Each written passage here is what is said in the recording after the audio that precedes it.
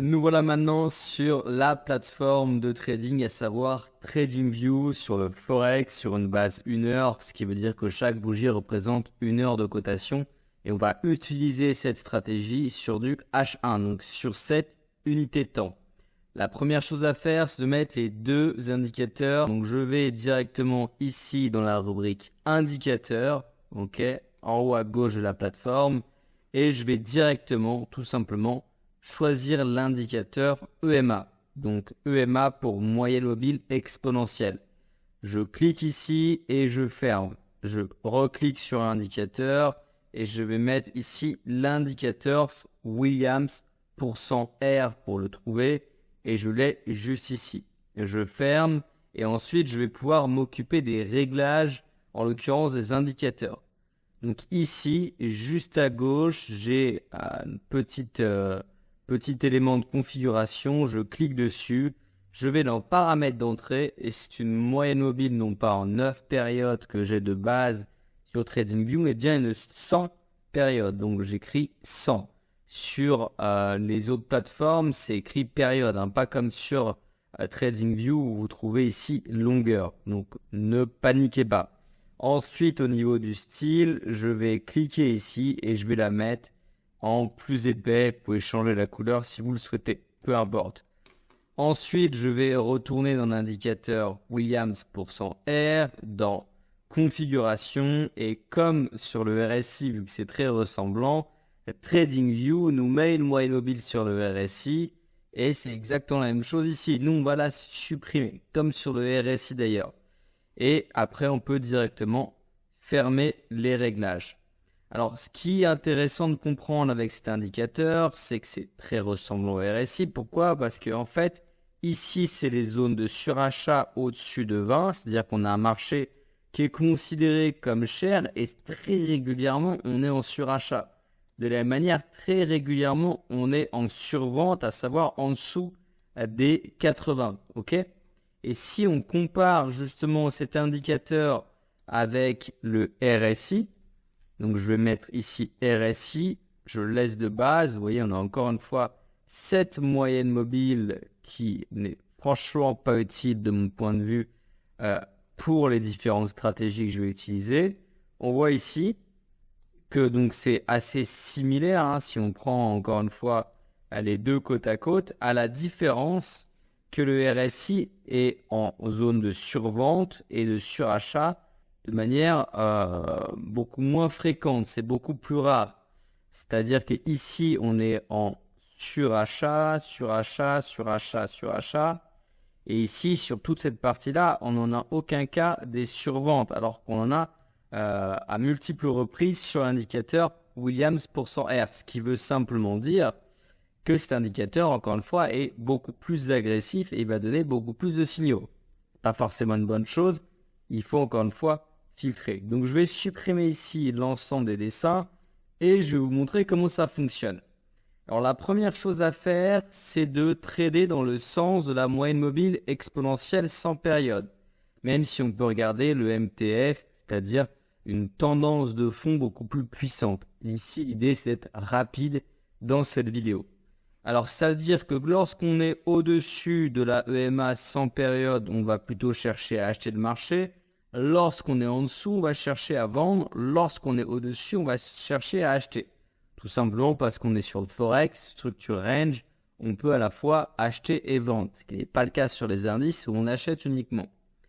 Alors, comment on va trouver tout simplement des opportunités? Donc, on va devoir trouver ce qu'on appelle des zones de survente avec l'indicateur et qui vont coïncider avec un rebond sur la moyenne mobile ici tout simplement sans période et avec une zone de prix, c'est-à-dire ne pas travailler bêtement des rebonds sur la moyenne mobile sans période. Et ici on a quelque chose qui est pour moi assez intéressant. Je vais tout simplement zoomer le graphique pour le présenter. Je vais un petit peu décaler directement ici l'indicateur. Ce qu'on voit ici, c'est qu'on est sur une zone assez intéressante, en l'occurrence une zone de polarité. On a une zone ici que je vais matérialiser de cette manière, qui est ici sous forme en fait de résistance à ce niveau-là. Ici résistance, résistance et ensuite support. Et c'est à ce niveau-là que nous on va envisager d'acheter le marché. Ce qu'il nous faut, c'est donc travailler le rebond sur la moyenne mobile sans période et en parallèle avoir eu l'indicateur, en l'occurrence cet oscillateur, sur une zone de survente et attendre la rupture des 80 par le haut. Et ça veut dire que la rupture des 80, on l'a à ce niveau-là, ce qui valide le rebond. On est au-dessus de la moyenne mobile sans période, donc on va uniquement acheter le marché. On rebondit sur la sans période avec cette zone de polarité, cette zone de prix. Et derrière, l'objectif qu'on peut aller chercher, c'est très simple, c'est de l'analyse graphique de base, c'est ce niveau de prix-là. En TP, après au niveau du SL, à vous de gérer les risques. Donc ça, c'est un exemple très simple. Par exemple, ici, si on reprend la moyenne mobile ici qu'on a tout simplement en 100 périodes, à ce niveau-là, on a un rebond, mais on n'a pas de zone intéressante pour envisager d'acheter. Ça veut dire que si je me décale ici, à l'échelle du graphique, si je dézoome un petit peu, on voit qu'on n'a aucun niveau. Donc cette zone ne va pas m'intéresser, ce n'est pas une zone, c'est simplement un rebond sur la EMA. Et je vais du coup pas le prendre malgré le fait qu'on passe ici sur en dessous des 80 qu'après on réintègre tout simplement par le haut. Ce qui veut dire qu'il faut vraiment filtrer avec des zones de prix et c'est là que ça devient très intéressant. Regardons un autre exemple, je pense pertinent sur tout simplement, par exemple, l'euro, l'AUD-USD. Alors, je vais me décaler un petit peu, je vous ai mis volontairement un cercle pour le retrouver rapidement dans le cadre de cette vidéo.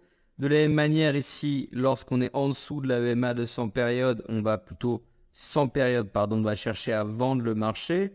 Je vais du coup matérialiser une zone de prix. Ici, j'ai une zone de prix qui est assez intéressante. En l'occurrence ici sous forme de support, ensuite résistance, résistance. Et on vient la retravailler une nouvelle fois sous forme de résistance. Ce qu'on a de pertinent ici, c'est qu'on était tout simplement suracheté avec l'indicateur.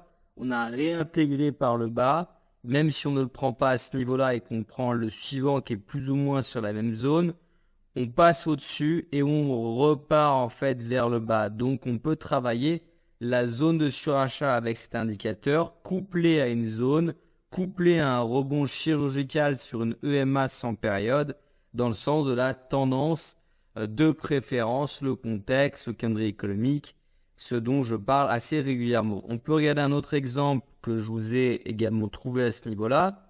Ici, on a une zone, donc c'est assez pertinent. La zone, elle est juste ici, grâce en fait à ces niveaux de prix qu'on avait bien avant en fait le signal, juste ici.